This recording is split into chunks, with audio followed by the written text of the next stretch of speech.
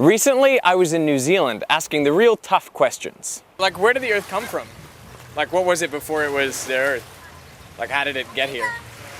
I did not want to do this anymore. Those who were game to answer my question realized that an explosion was important to Earth's formation.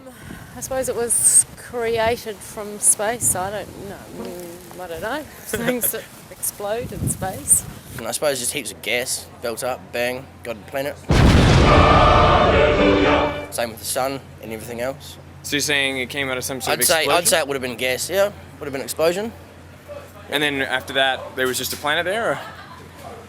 That's a really good question, actually. I suppose it would be a whole bunch of gases, and then bang, planet started evolving. All the gases were right. Was there a particular explosion you had in mind?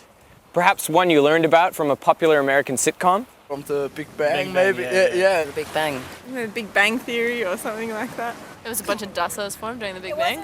I've been to a couple of museums here in New Zealand, and then it all starts with the Big Bang, it says, and then you see a lot of volcanic action. The Big Bang Theory. That's one of the theories of how Earth was created. So the Big Bang created the Earth? Yes. It was like boom, and Earth was there. Now the trouble with explosions, which I was trying to hint at, is that they tend to blow stuff apart. They're more destructive than constructive, but what we're looking for is a mechanism to form the Earth, to bring things together. So how could the Earth form out of an explosion? Masses that were then clustered together and compacted together and consolidated. It was debris that gathered together through gravity. Okay, where did that debris come from? The Big Bang, I suppose, the original. That big explosion led to a whole Yes. bunch of debris? Yes. And then it collapsed down Exactly. because of gravity? Yes. Now we're on the right track. The gravitational attraction between all mass is what causes matter to clump together into galaxies, stars, and planets. There's only one little problem. After the Big Bang, there were only two elements, hydrogen and helium, in the whole universe. So how could we form the Earth, including its oxygen, carbon, nitrogen, silicon, aluminium? I say it that way for my Australian viewers. How could we form all these other elements? Well, the truth is, the Big Bang didn't form the Earth, at least not directly.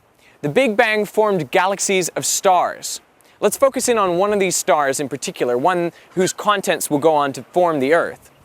In this star, the lighter elements are fusing together to form heavier elements, carbon, nitrogen, oxygen, and eventually all the elements up to iron.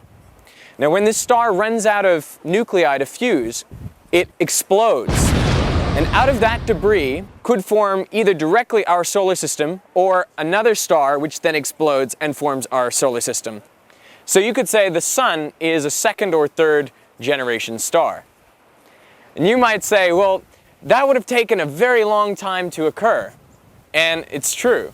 The Earth has been around for about 4.5 billion years, but the Big Bang happened 13.7 billion years ago. So if my arm span represents the time that the Earth has been here, then the Big Bang would be about here. You're doing a bang-up job, guys.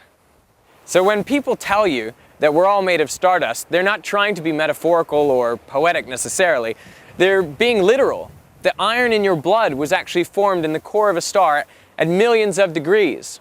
We and the world around us can only exist because of the elements that were formed in earlier stars.